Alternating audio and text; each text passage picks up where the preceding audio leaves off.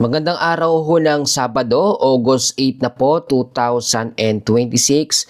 Ngayon ho ay meron tayong pinaka-latest na weather update. May panibagong low pressure area po na nabuo na nasa silangang bahagi ho ng ating bansa. At merong isang bagyo na ating namamonitor dito sa labas ng PAR.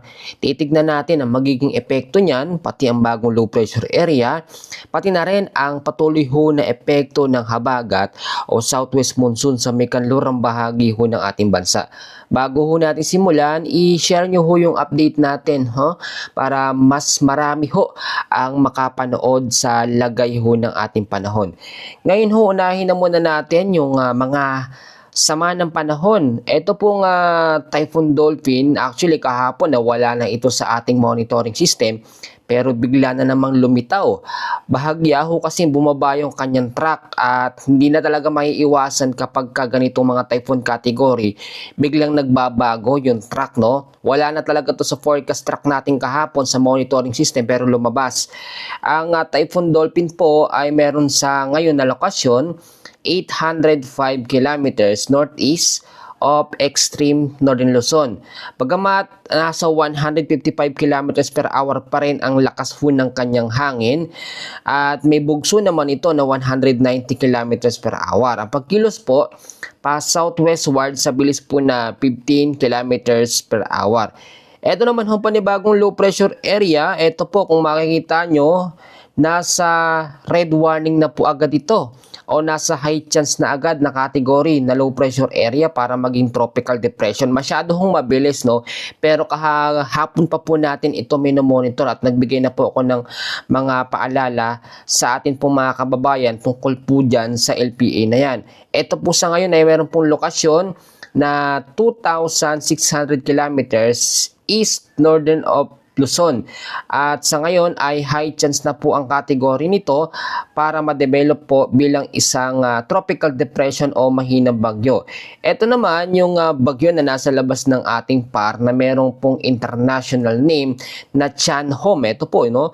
Yan po ay nasa tropical depression category. Nasa labas ng PAR, wala naman direktang epekto at hindi rin naman papasok sa atin. Pero, nagbibigay yan ng sirkulasyon ng hangin sa labas ng PAR. Kaya po mabilis na develop itong low pressure area. Ang nangyayari dyan, apakadaming sama ng panahon. Meron pang isang LPA dito pero wala pa po ito sa monitoring system po ng Pag-asa. Ngayon, nalamin muna natin yung lagay ng panahon, forecast weather condition natin ngayong araw po ng Sabado. Sa area po ng Occidental Mindoro, sa Zambales, Bataan, ang weather condition ho dyan ay yung tinatawag natin na monsoon rains o yung mga mayat-mayang pag-ulan dahil po sa habagat o southwest monsoon.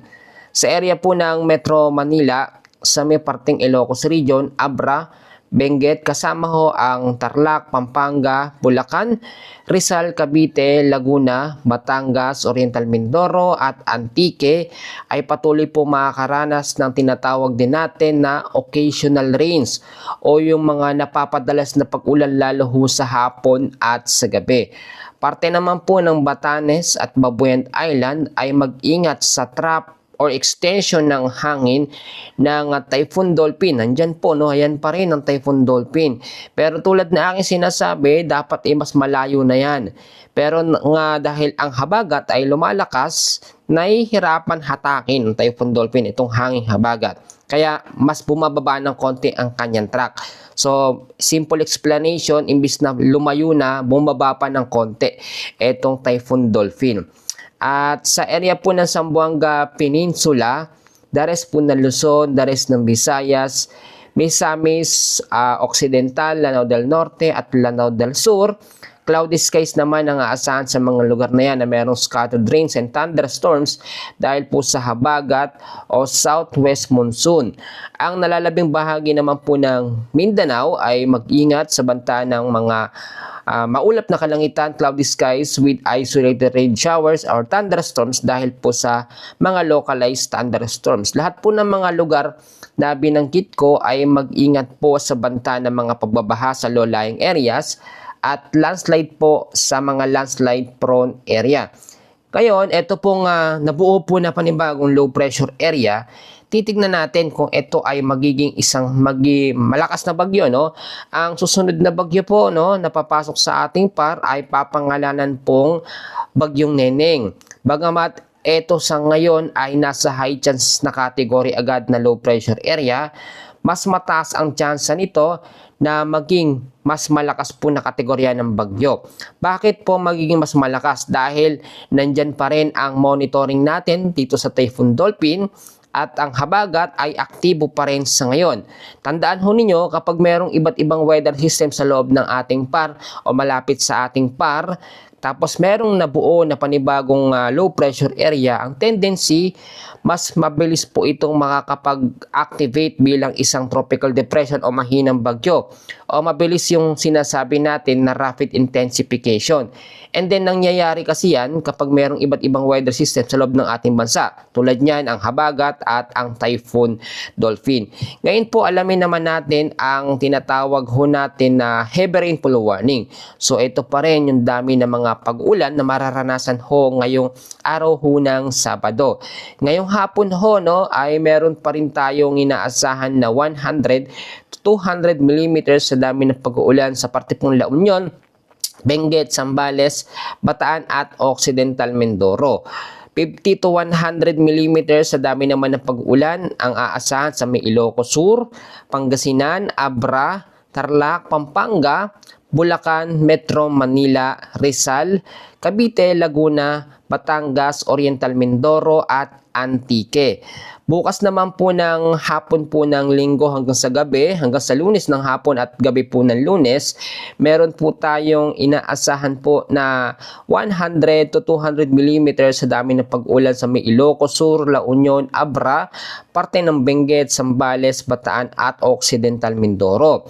Same day din po, no, 50 to 100 mm na dami ng pag-ulan sa may Ilocos Norte, Pangasinan, Apayao, Kalinga, Mountain Province, Ifugao, Nueva Vizcaya, Tarlac, Nueva Ecija, Pampanga, parte ho ng Bulacan, Metro Manila, Rizal, Cavite, Batangas at Antique. Ito naman po sa linggo ng hapon, meron tayong 100 to 200 mm sa dami ng pag-ulan sa Ilocos Sur, La Union, Benguet, Zambales at Bataan. Kung mapapansin ho ninyo, napakarami pa rin mga lugar na apektado ng heavy rainfall warning dahil po sa habagat o southwest monsoon.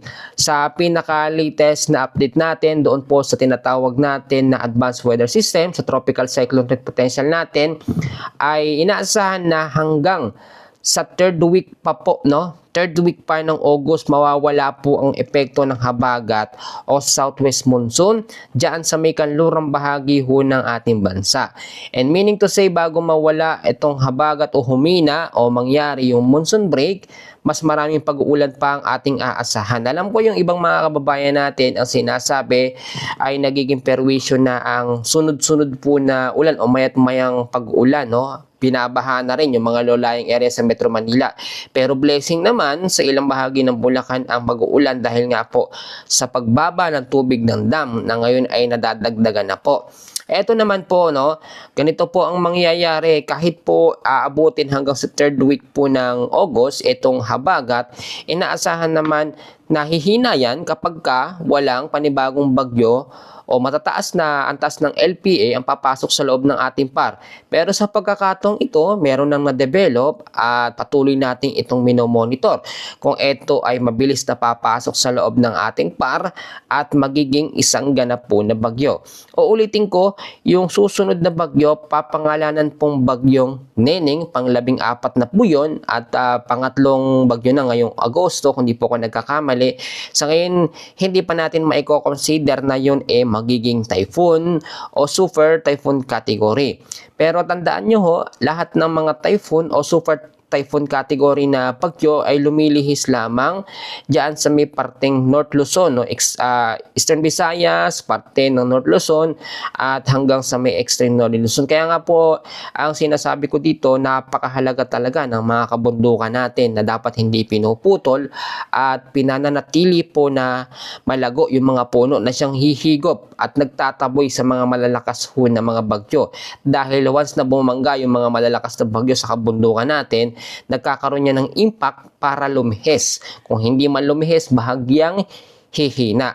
So, uulitin ko, ngayong araw po ng Sabado, mag-ingat kayo at mag-ingat po tayong lahat. Lagi pong magdala ng payong, jacket, kapote, lalo na po sa mga low-lying areas at yung mga floody areas, no? Binanggit ko rin kanina, same na mga lugar din po.